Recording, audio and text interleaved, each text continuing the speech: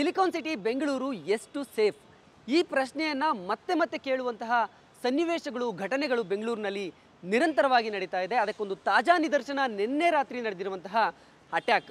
Sandalwood action prince Dhruva Sarja ಅವರ gym trainer Prashant Poojary ಅವರ ಮೇಲೆ ಇಬ್ಬರು ಅಪರಿಚಿತರು ಮಚ್ಚು ಮತ್ತು ಹಾಕಿ ಸ್ಟಿಕ್ನಿಂದ ದಾಳಿ ಮಾಡಿರುವಂತಹ ಘಟನೆ ಏನಿದೆ ಅದು ನಿಜಕ್ಕೂ ಎಲ್ಲರನ್ನೂ ಬೆಚ್ಚಿ ಬೀಳಿಸುತ್ತೆ.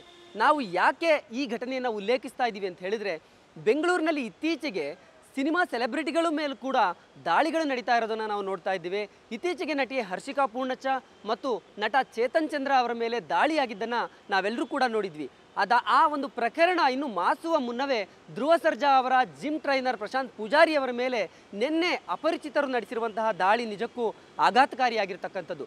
ಅಂದರೆ ಸೆಲೆಬ್ರಿಟಿಗಳಿಗೆ ಈ ರೀತಿ ಬೆಂಗಳೂರಿನಲ್ಲಿ ಆಗ್ತಾ ಇದೆ ಅಂತಂದರೆ ಜನಸಾಮಾನ್ಯರ ಪಾಡೇನು ಅನ್ನುವಂತಹ ಪ್ರಶ್ನೆ ಇಲ್ಲಿ ಎದುರಾಗ್ತಾ ಇದೆ.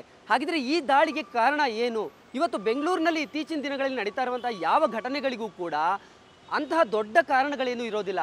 ಆದರೆ ಸಣ್ಣ ಪುಟ್ಟ ರೀಸನ್ಗಳಿಗೂ ಕೂಡ ಮತ್ತೊಬ್ಬರ ಮೇಲೆ ದಾಳಿ ಮಾಡ್ತಕ್ಕಂಥದ್ದು ಆಗ್ತಾ ಇದೆ.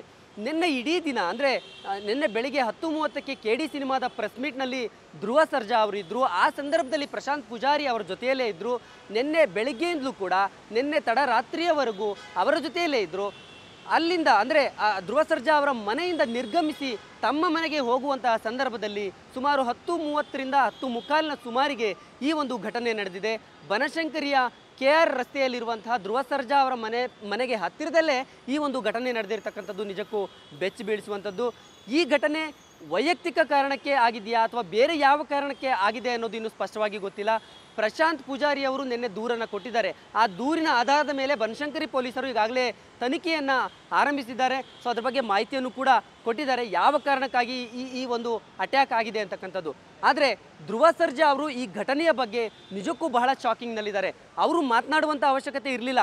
ಯಾಕಂದರೆ ಯಾವ ಕಾರಣಕ್ಕಾಗಿ ಈ ಘಟನೆ ನಡೆದಿದೆ, ಈ ಅಟ್ಯಾಕ್ ನಡೆದಿದೆ ಅನ್ನೋದು ಸ್ಪಷ್ಟವಾಗಿ ಗೊತ್ತಿಲ್ಲ. ಆದರೂ ಕೂಡ ತಮ್ಮ ಆಪ್ತರಿಗೆ ಆಗಿರುವಂತಹ ಈ ದಾಳಿಯನ್ನು, ಈ ಒಂದು ಅಟ್ಯಾಕನ್ನು ಅವರು ಖಂಡಿಸಿದ್ದಾರೆ. ತುಂಬ ಆಕ್ರೋಶವನ್ನು ಹೊರಹಾಕಿದ್ದಾರೆ. ಇಂತಹ ಘಟನೆಗಳು ಆಗಬಾರ್ದು.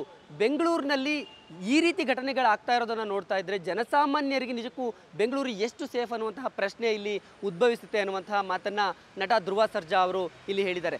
ಧ್ರುವ ಸರ್ಜಾ ಅವರ ಜೊತೆ ಪ್ರಶಾಂತ್ ಪೂಜಾರಿ ಅವರದ್ದು ಸುಮಾರು 8-9 ವರ್ಷಗಳ ಒಡನಾಟ. ಅವ್ರ ಜೊತೆ ಸುಮಾರು 8-9 ವರ್ಷಗಳಿಂದಲೂ ಅವರು ಜೊತೆಯಲ್ಲೇ ಇದ್ದರು ಮತ್ತು ಅವರಿಗೆ ಜಿಮ್ ಟ್ರೈನರ್ ಆಗಿ ಕೆಲಸ ಮಾಡ್ತಾ ಇದ್ರು. ಇತ್ತೀಚಿನ ದಿನಗಳಲ್ಲಿ ಧ್ರುವ ಸರ್ಜಾ ಅವರ ಫಿಟ್ನೆಸ್ ಬಗ್ಗೆ ನಾವೆಲ್ಲರೂ ಕೂಡ ನೋಡಿದ್ದೀವಿ. ಸಿನಿಮಾದಿಂದ ಸಿನಿಮಾಗೆ ಅವರ ಲುಕ್, ಔಟ್ಲುಕ್, ಅವರ ಬಾಡಿ ಬಿಲ್ಡಿಂಗ್, ಅವರ ಲುಕ್ಕನ್ನು ನೋಡಿದಾಗ ನಮಗೆಲ್ಲರಿಗೂ ಗೊತ್ತು ಅವರು ಯಾವ ರೀತಿ ಅದಕ್ಕೆ ಕಸರತ್ತನ್ನು ಮಾಡ್ತಾರೆ ಅಂತಕ್ಕಂಥದ್ದು. ಪೊಗರು ಸಿನಿಮಾ ಇರ್ಬೋದು, ಮಾರ್ಟಿನ್ ಸಿನಿಮಾದಲ್ಲಿ ಅವರು ಕಾಣಿಸ್ಕೊಂಡಿರೋ ರೀತಿ ಇರ್ಬೋದು, KD ಸಿನಿಮಾದಲ್ಲಿ ಅವರು ಬಾಡಿಯನ್ನು ಟೋನ್ ಮಾಡಿರುವಂಥ ರೀತಿ ಇರ್ಬೋದು. ಇದೆಲ್ಲದರ ಹಿಂದೆ ಇದ್ದದ್ದು ಇದೇ ಪ್ರಶಾಂತ್ ಪೂಜಾರಿ ಅವರು. ಪ್ರಶಾಂತ್ ಪೂಜಾರಿ ಈಗ ಸದ್ಯಕ್ಕೆ ನಿನ್ನೆ ನಡೆದಂಥ ಅಟ್ಯಾಕ್ನ ಹಿನ್ನೆಲೆಯಲ್ಲಿ ಅವರು ಆಸ್ಪತ್ರೆಗೆ ದಾಖಲಾಗಿದ್ದಾರೆ. ಆಸ್ಪತ್ರೆಯಲ್ಲಿ ಚಿಕಿತ್ಸೆಯನ್ನು ಪಡಿತಾ ಇದ್ದಾರೆ. ಸೊ ಅವರ ಹೇಳಿಕೆಯನ್ನು ಈಗಾಗಲೇ ಪೊಲೀಸರು ಆಸ್ಪತ್ರೆಗೆ ಹೋಗಿ ದಾಖಲಿಸಿಕೊಂಡಿದ್ದಾರೆ. ಸೊ ಯಾವೆಲ್ಲ ಕಾರಣಕ್ಕೆ, ಅಂದರೆ ಯಾವ ಕಾರಣಕ್ಕೆ ಈ ಒಂದು ಅಟ್ಯಾಕ್ ನಡೆದಿದೆ ಅನ್ನುವಂಥದ್ದು ಪೊಲೀಸರ ತನಿಖೆಯ ನಂತರ ಗೊತ್ತಾಗತ್ತೆ.